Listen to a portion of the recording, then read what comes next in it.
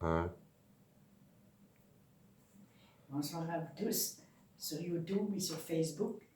Ce soir, nous allons parler la clé pour une paix durable. C'est quoi la clé? C'est de faire confiance en Jésus-Christ.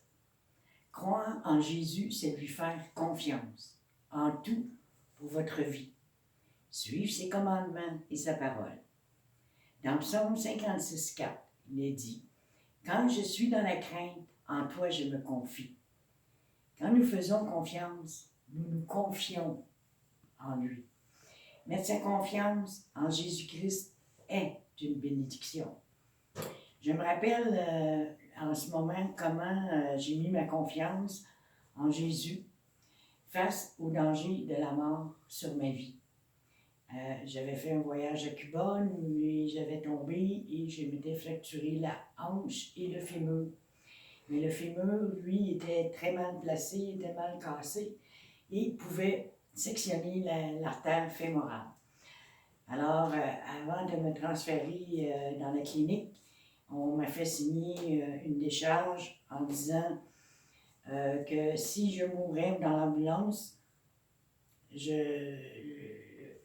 le médecin n'était pas responsable. Alors, j'ai signé. Et là, j'ai mis ma confiance au Seigneur parce que c'est lui qui contrôle ma vie. Et je lui ai tout remis entre les mains. Et je suis partie toute confiante, sachant que j'étais sous la protection divine.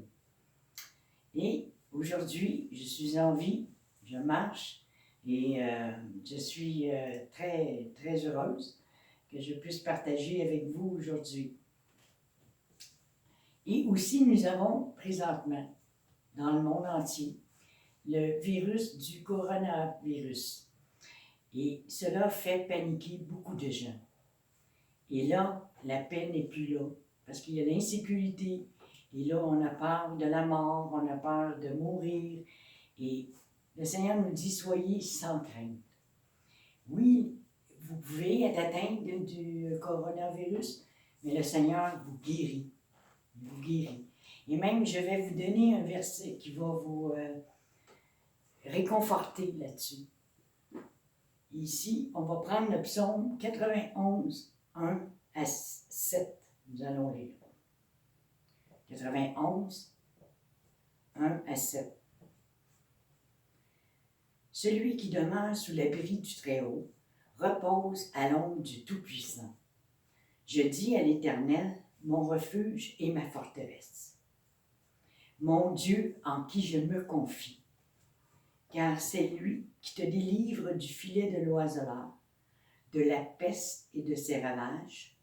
Il te couvrira de ses plumes et tu trouveras un refuge sous ses ailes. Sa fidélité est un bouclier et une cuirasse.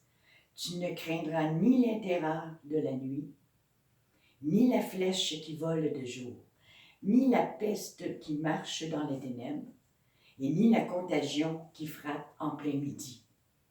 Que 1000 tombent à ton côté et 10 000 à ta droite, tu ne seras pas atteint.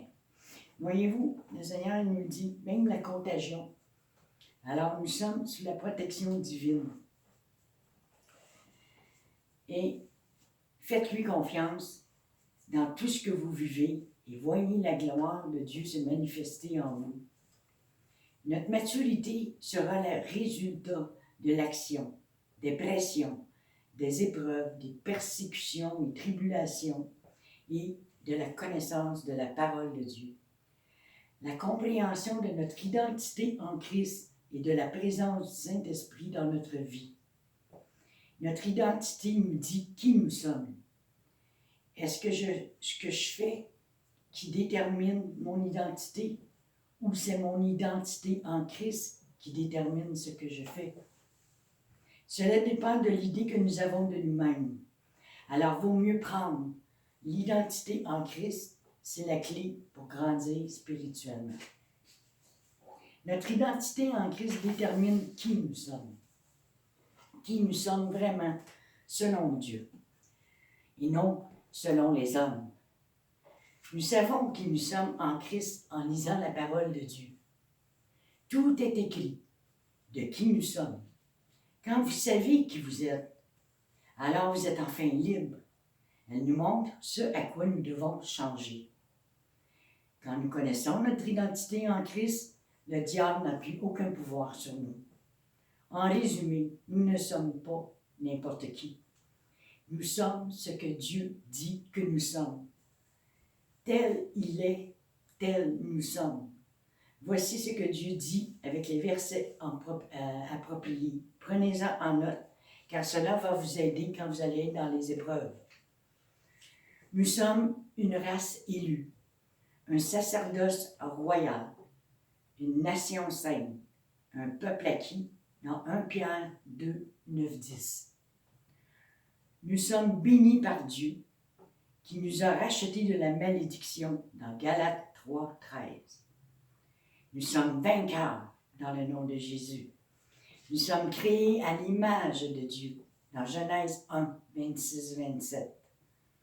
Nous sommes un esprit qui possède une âme et qui habite dans un corps dans 1 Thessaloniciens 5, 23. Nous sommes des enfants de Dieu, des enfants de lumière. 1 Thessaloniciens 5, 13.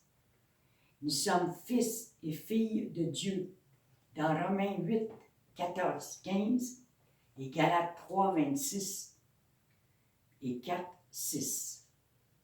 Nous sommes le sel de la terre. Matthieu 5, 13. Notre nom est inscrit dans le livre de la vie, dans Apocalypse 21, 27. Nous sommes esclaves de la justice de Dieu, dans Romains 6, 18, 22. Nous sommes amis de Christ, dans Jean 15, 15. Nous sommes co-héritiers avec Christ, dans Romains 8, 17. Nous sommes un temple, une habitation de Dieu. Son esprit et sa vie habitent en nous, dans 1 Corinthiens 6, 19, 20. Nous sommes un, en esprit, unis avec le Seigneur. 1 Corinthiens 6, 17. Nous sommes justes et saints. Lévitique 20, 26 et Éphésiens 4, 24. Nous sommes des pierres vivantes de Dieu pour être une maison spirituelle. 1 Pierre 2, 5. Nous sommes les témoins de Jésus dans Ésaïe 43, 12. Nous sommes une nouvelle création dans 2 Corinthiens 5, 17. Nous sommes membres du corps de Christ dans 1 Corinthiens 12, 27. Nous sommes citoyens du royaume de Dieu dans Philippiens 3, 20, 21. Il y aura beaucoup de persécutions à venir, mais c'est par l'amour de la vérité qui est en Jésus-Christ qui nous aidera à persévérer jusqu'à la fin. Cette paix, nous la trouvons seulement en Jésus-Christ. Il n'y a pas une seule personne qui peut nous apporter cette paix-là.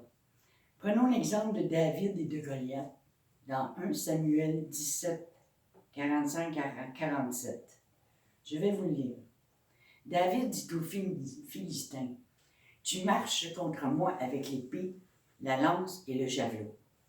Et moi je marche contre toi au nom de l'Éternel des armées, du Dieu de l'armée d'Israël que tu as insulté. Aujourd'hui, l'Éternel te livrera entre mes mains. Je t'abattrai, je te couperai la tête. Aujourd'hui, je donnerai les cadavres du camp des Philistins aux oiseaux du ciel et aux animaux de la terre.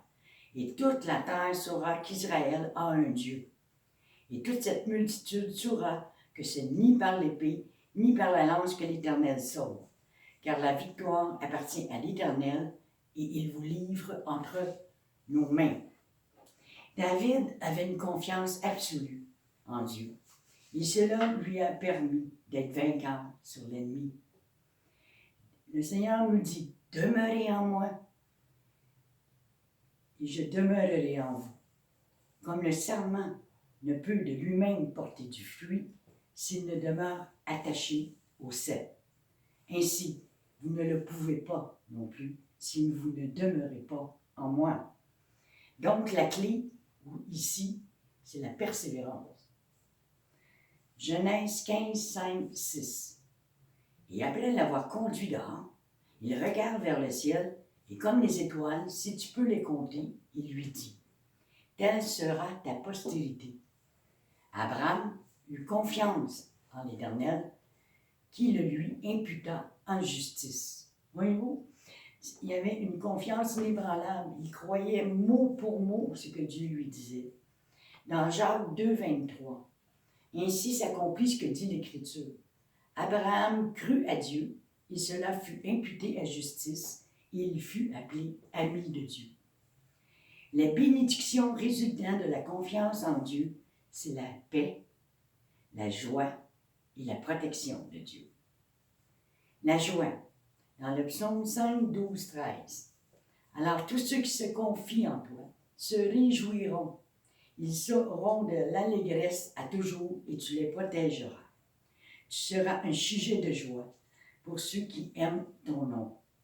Car tu bénis le juste, ô Éternel, tu l'entoures de ta grâce comme d'un bouclier. Et aussi, ce que cela nous procure, c'est la délivrance de la crainte. Nous n'avons plus peur. Dans Psaume 56, 10 à 14. Mes ennemis reculent au jour où je crie. Je sais que Dieu est pour moi. Je me glorifierai en Dieu en sa parole. Je me glorifierai en l'Éternel en sa parole. Je me confie en Dieu et je ne crains rien. Que peuvent me faire les hommes? Ô Dieu, je dois accomplir les vœux que je t'ai faits. Je t'offrirai des actions de grâce, car tu as délivré mon âme de la mort. Tu as garanti mes pieds de la chute, afin que je marche devant Dieu à la lumière des vivants. Et nous sommes en paix. Dans Hébreux 13, 5, 6. Ne vous livrez pas à l'amour de l'argent. Contentez-vous de ce que vous avez. Car Dieu lui-même a dit, je ne te délaisserai point et je ne t'abandonnerai point. C'est donc avec assurance que nous pouvons dire, le Seigneur est mon aide, je ne craindrai rien. Que peut me faire un homme? Et dans Jean 14, 27, je vous laisse ma paix, je vous donne ma paix, je ne vous donne pas comme le monde donne. Que votre cœur ne se trouble point et ne s'alarme point. Voyez-vous, quand la paix s'installe, la paix de Jésus s'installe en nous, individuellement, personnellement, on ne craint plus rien, on n'a plus peur. La paix sur terre arrivera lorsque le Seigneur va arriver. Hein? On voit aussi dans les temps où on vit des rumeurs de guerre, hein, des conflits un peu partout, des choses qui arrivent, des désolations, des tremblements de terre. Hein? Nous voyons tout ça se passer sous nos yeux maintenant. Mais le Seigneur, il dit, la paix qu'ils essaient de faire en Israël, la paix avec les États-Unis, Israël pour les pays du Moyen-Orient, ils vont avoir une paix, une fausse paix, je dirais, de 7 ans. Hein? Mais quand vous entendrez paix et sécurité, sachez que la ruine est proche. Ça veut dire que non, ça va être une fausse paix. Et la seule paix qu'on peut avoir sur terre, c'est quand Jésus va revenir. Il va instaurer cette paix. Un seul sauveur, Jésus-Christ de Nazareth. Il est le prince de la paix. La peur s'estompe quand nous faisons confiance à Dieu. Alors, soyez sans crainte, faites-lui confiance dans tous les domaines de votre vie. Et c'est là, la paix va s'installer et elle va être durable. Tout le temps, vous allez demeurer en lui, il va demeurer en vous. Il nous a promis qu'il serait avec nous jusqu'à la fin du monde. Merci, soyez tous bénis.